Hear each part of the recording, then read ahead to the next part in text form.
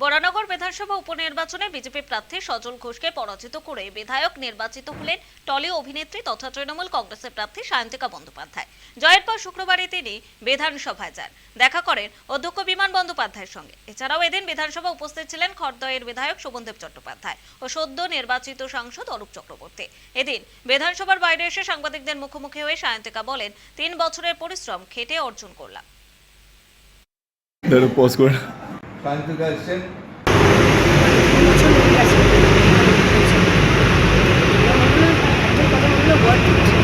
বছরের পরিশ্রম খেটে অর্জন করলাম আজকের আশাটা। এর আগে অনেকবার বিমান স্যারও বলেছিলেন যে এসে এসো একবার, যে বিভিন্ন অনুষ্ঠানগুলো দেখা হয়েছিল, তখন মনে হচ্ছে যে এমনি যাবো না, ইলেক্টেড হয়ে গেলে তখন নিজের একটা অধিকার বোধ কাজ করবে।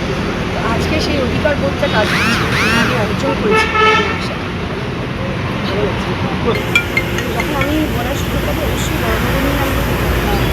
বড় জমার বিষয়টা নিয়ে আমি কাজ করি, সেটা নিয়ে আমি বাইট নিচ্ছি, পরে ফোন নাও। সেটা বাইট নিচ্ছি পরে ফোন নাও। সরকারের